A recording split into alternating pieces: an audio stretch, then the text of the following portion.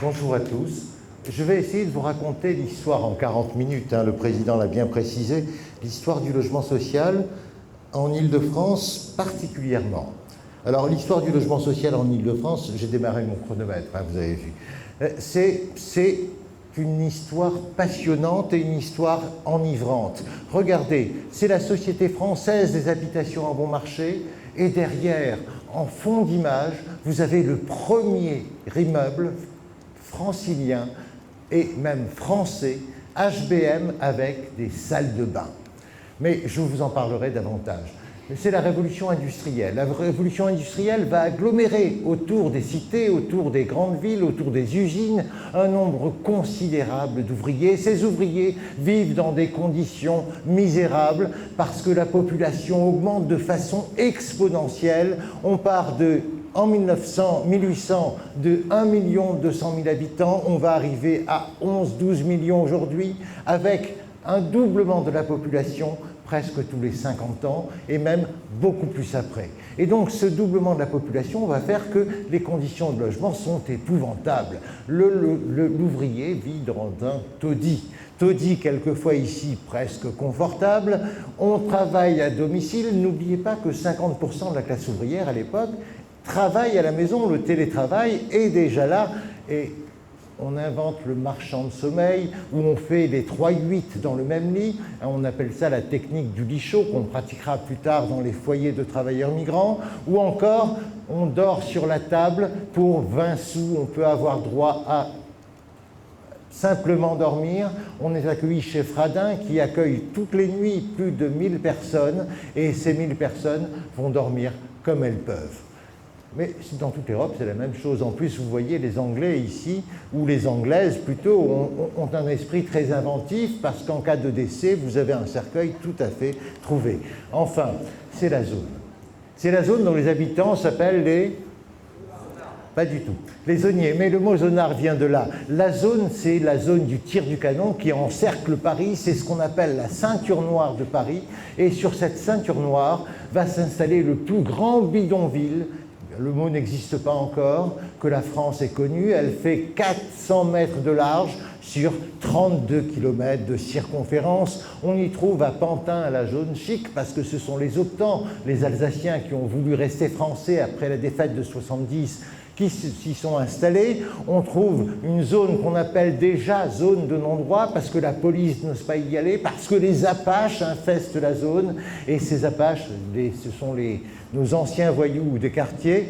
Ces Apaches sont dangereux. On trouve aussi une zone d'épidémie.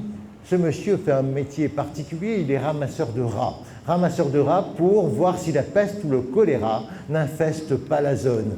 Zone de Bougnan, on les trouve à Évry, on les trouve à Montreuil, on les trouve à Saint-Ouen. Zone de Biffin, ce sont les ramasseurs de vieilles, les chiffonniers que l'on trouve notamment à Montreuil et à Saint-Ouen aussi.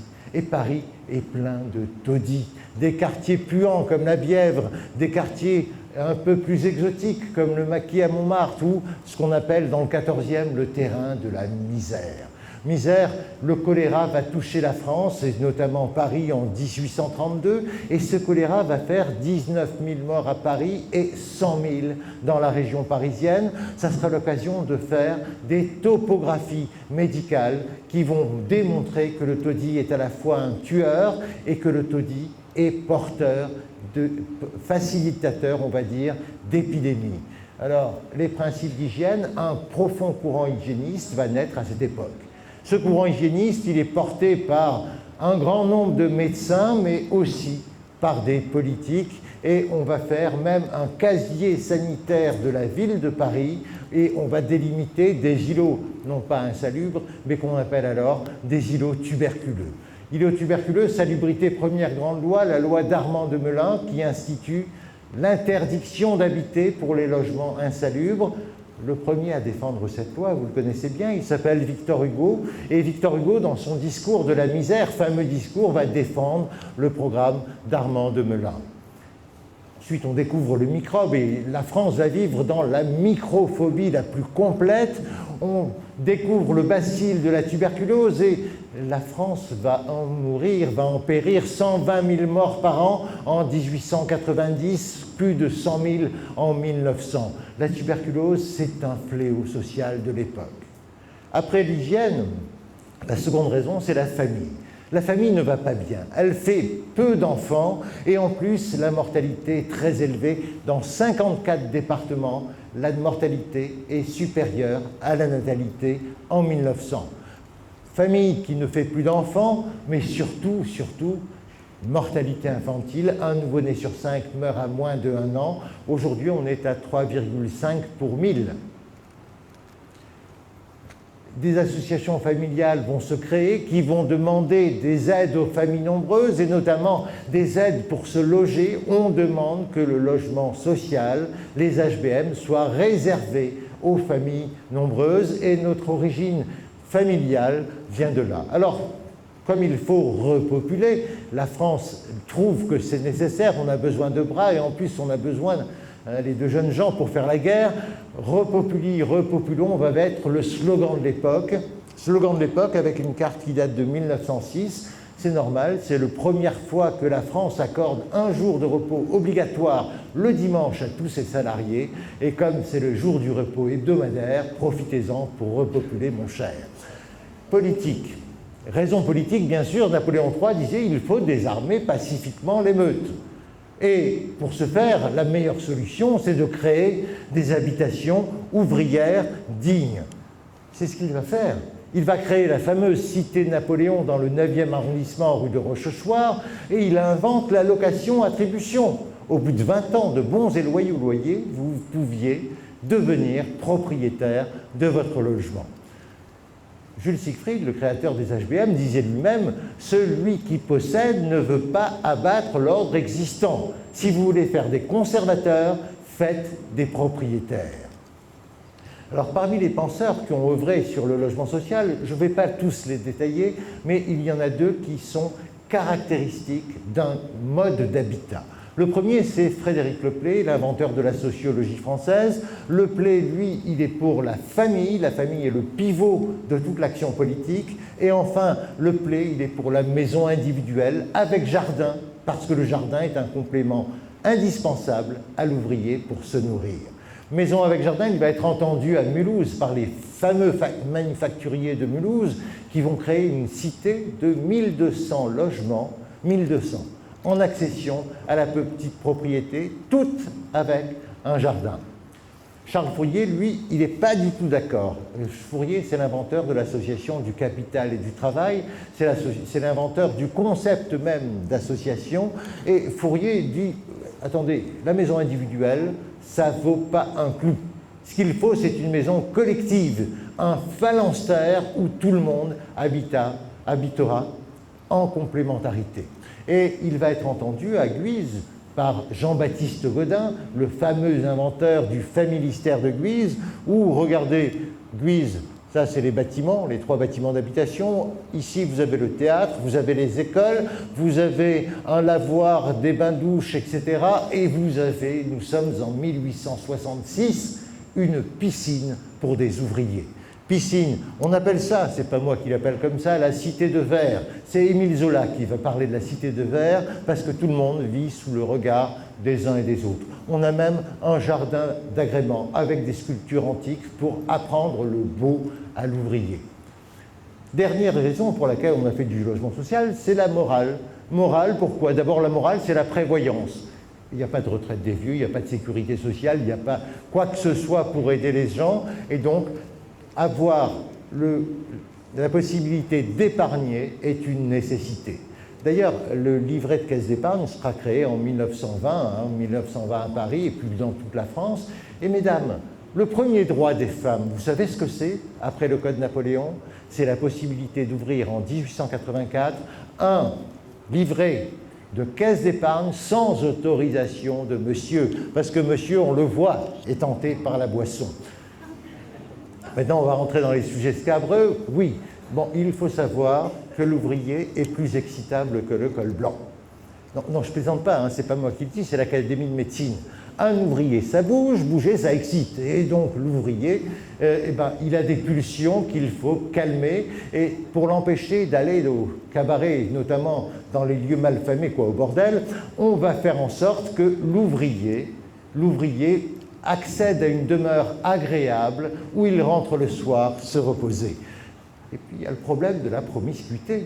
Promiscuité, quand vous vivez à 10 dans une pièce, les questions et que vous rentrez bourré le soir, vous sautez sur tout ce qui bouge, et donc la promiscuité est à bannir, et c'est pour ça que les logements sociaux ont tous des 4 pièces au début du XXe siècle, une chambre pour les parents, une chambre pour les filles, une chambre pour les garçons, et une pièce commune à vivre. Mais une chose extraordinaire qu'on oublie aujourd'hui, c'est qu'il n'y a pas que le 4 pièces. 4 pièces avec WC intérieur. L'alcool. Alors l'alcool, c'est le fléau social de l'époque. La consommation moyenne d'alcool par personne et par an est environ de 42 litres. 42 litres, bon, il y a des régions qui sont un peu mieux. Hein. L'Île-de-France est à 92 litres. Non, mais ce n'est pas les premiers, parce que le Calvados, il a dépassé les 120 litres. Hein. Je ne plaisante pas, ce sont les statistiques de l'époque. Et pour lutter contre le poison vert et éviter que l'ouvrier aille au cabaret et de temps en temps aux réunions syndicales qui se trouvent au cabaret, on va se battre contre l'alcool.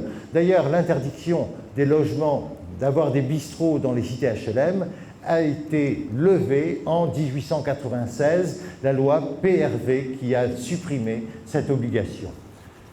J'espère qu'il n'y a pas de célibataires.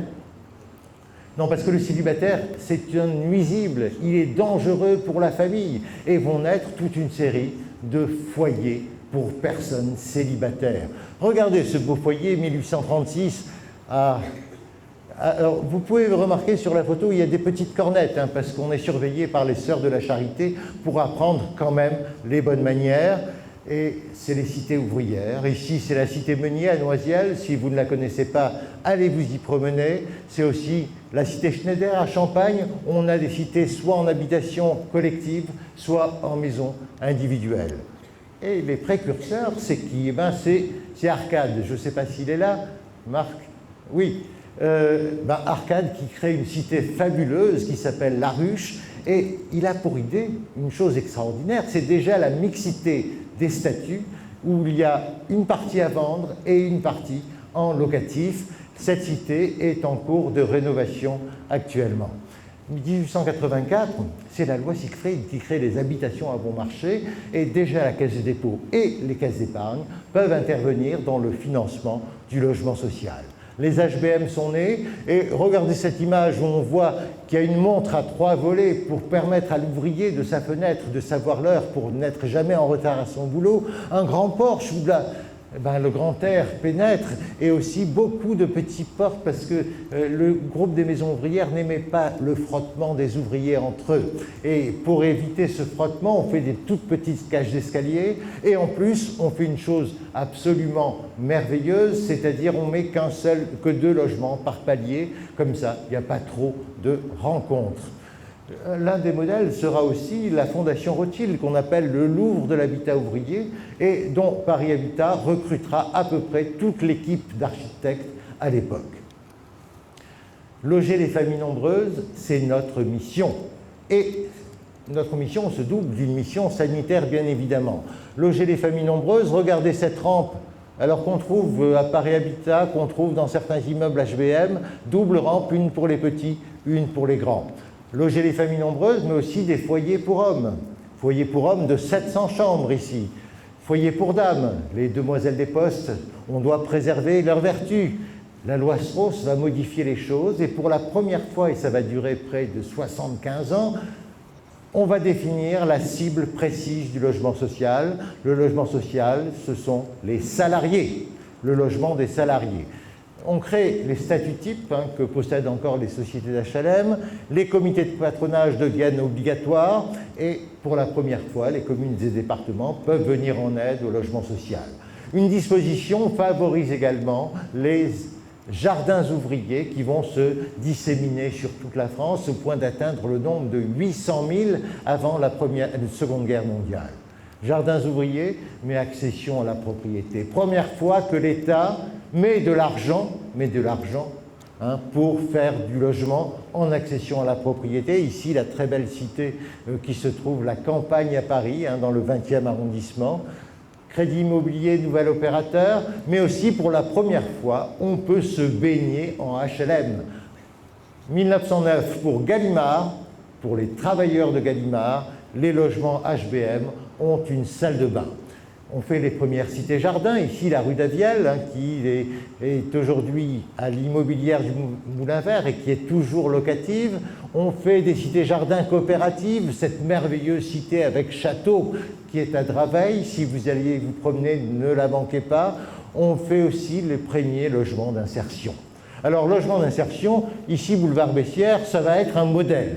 On va faire une chambre avec un mur à mi-hauteur pour séparer l'intimité des parents et des enfants, et puis on va faire l'eau et les WC sur de grandes coursives qui sont à l'extérieur sur le palier, et une pièce à vivre commune, bien entendu. Ce modèle va être pris par l'Office de la ville de Paris qui va créer deux catégories de logements qu'on appellera Henri Beck d'un côté et de l'autre Émile Zola. Rapport propriétaire-locataire, ils sont mauvais et vous vous étonnerez pas parce qu'il y a une crise du logement phénoménale, une crise des loyers épouvantable pour les petits logements, et puis le rêve de tous les bailleurs, 3 mois d'avance, payer son loyer 3 mois d'avance, imaginez. Il y a deux personnages qui vont être emblématiques à l'époque, qui vont devenir des ennemis de classe, c'est M. Pipelet et M. Vautour. Pipelet, c'est une invention d'Eugène Sue dans les Mystères de Paris, et Vautour, c'est une invention de Désaugiers, un vaudevilliste qu'on a totalement oublié, mais le terme de Vautour est resté. On déménage à la cloche de bois pour éviter la saisie du mobilier, on fait des déménagements par la fenêtre à la ficelle, ou comme on dit dans le Nord, à la Saint-Pierre, et le premier syndicat des locataires se crée avec un homme qui est un communicant hors pair, en plus doté d'un sens de l'humour inimaginable, c'est Georges Cochon. Georges Cochon qui va inventer une communication médiatique fabuleuse. Regardez cette carte. On voit que M. Cochon a construit dans le jardin de Tuileries un petit abri, on va dire, pour une famille. Il sait bien que cet abri va être détruit, mais il a l'idée géniale de mettre une pancarte sur l'abri qui s'est aujourd'hui effacée. Pancarte « Maison avec jardin », je crois c'est les Tuileries, offert par le syndicat des locataires à une famille de 8 enfants expulsés de son logement. Et ce Maison avec jardin va faire le tour de toute la presse, y compris la plus réactionnaire. Le logement, à l'époque, devient une conquête sociale. Et ce n'est pas pour rien que la SFIO, section française de l'Internationale ouvrière, va s'intéresser à la question du logement. Jusqu'à présent, la SFIO est révolutionnaire. Elle dit, faisons la révolution, la question du logement, on verra après. Et or, il existe à ce moment-là un courant qu'on va appeler municipaliste, porté notamment par Jean Jaurès, qui dit on peut prendre le pouvoir par les urnes et donc la question du logement devient centrale. Ce n'est pas pour rien qu'une loi est votée à l'unanimité des 2 chambres qui crée un nouvel opérateur, les offices publics d'habitation à bon marché, en 1912. C'est la Grande Guerre. Après la guerre, on a le phénomène des mal-lotis dans la région parisienne. Mal-lotis, y compris jusqu'en Seine-et-Oise, 300 000 personnes qui vivent dans ces lotissements qu'on appelle défectueux de la région parisienne et qui vont servir tout à fait de terreau extrêmement fertile au Parti communiste. C'est la décence de ce qu'on va appeler plus tard la ceinture rouge de Paris. Vous avez vu, le diocèse de Versailles s'en mêle, il fait des timbres comme les timbres pour la tuberculose, mais là pour les mal lotis. C'est le temps des cités-jardins à Montreuil, à Drancy, à Plessis-Robinson, un peu partout en région parisienne. Il n'y a pas que les cités-jardins de Célier, mais Célier, lui, il va faire de véritables villes. La cité-jardin de Suresnes, c'est 3000 logements. 3000 logements d'un seul coup, c'est extraordinaire, elle est plus grande que la ville elle-même. Et Paris fait ceinture. Paris va créer ce qu'on appelle aujourd'hui la ceinture rose de Paris tout autour, avec de très beaux immeubles en briques. Quand il y a une opposition entre les classiques, les modernes, ici les classiques à Maison Alfort, très bel immeuble, et les modernes à Bagneux. Bagneux qui invente des procédés industrialisés de construction avec ossature acier, avec panneaux faits sur chantier. Et on a les premiers grands ensembles, ici Drancy-la-Muette, 1933, qui a tout à fait l'air d'un ensemble d'après-guerre. Alors, ce que veulent Garnier et Le Corbusier, eh bien, tout simplement, c'est séparer les fonctions dans la ville, les quartiers dortoirs, les quartiers où on travaille, les quartiers où on s'amuse, séparer habitat et circulation, c'est ce qu'on appelle l'urbanisme de Dalle, esthétique de la pureté et de la nudité avec le verre et l'acier comme nouveaux matériaux, l'économie du sol, c'est un thème qui est toujours d'actualité, et puis les principes hygiénistes. On invente l'accompagnement social, et puis attention, ce n'est pas n'importe lequel, elles ont un mandat. Un mandat, elles peuvent rentrer chez chaque famille comme un mandat de la police. Les accompagnements sociaux vont être réalisés par les infirmières visiteuses qui vont surtout se préoccuper de la santé des enfants et de la moralité des familles. On fait du suivi des locataires de très près. Ici, une fiche d'un organisme qui doit être dans la salle. Madame X, mauvaise ménagère, bavard, perd son temps en commérage. Et au-dessus, l'Union confédérale des locataires qui hurle en disant « nous sommes tous surveillés ». On fait de l'hygiène avec des bains-douches un peu partout. Regardez ces belles choses. Ici, c'est les bains-douches de Suresnes. La santé des tout-petits, ce sont des consultations organisées par les HLM à l'époque, les HBM, pour suivre la santé des tout-petits. La santé des enfants, ce ne sont pas des photos pédophiles, ce sont des photos simplement de la cité-jardin de Duny, où dès qu'un rayon de soleil arrive, tout le monde à poil, un chapeau sur la tête pour lutter contre la tuberculose. Et ici, c'est à Paris, où on fait dormir les enfants, faire la sieste en plein air pour respirer le bon air de Paris. École de garde ou d'asile, ce n'est pas une école, c'est une école pour après l'école. C'est pour garder les enfants jusqu'au retour des parents. Et puis, mesdames, on donne des cours d'enseignement ménager où les jeunes filles apprennent à faire la nourriture, la lessive, le lavage, etc. Mais surtout, la cuisine également, mais surtout à gérer un budget serré d'ouvriers. Alors, la loi Loucheur est une grande loi, elle est une loi programme et elle va créer une nouvelle catégorie de logement qu'on appelle le logement locatif intermédiaire. Ici, de très beaux logements locatifs à Boulogne, à Paris. Et regardez, les premiers garages automobiles avec de belles voitures, le chauffage central pour tous, et puis des halls absolument merveilleux. La salle de bain est systématiquement installée dans ces logements. La reconquête de la zone aussi. Regardez cette photo, les HBM d'un côté et la zone juste à côté.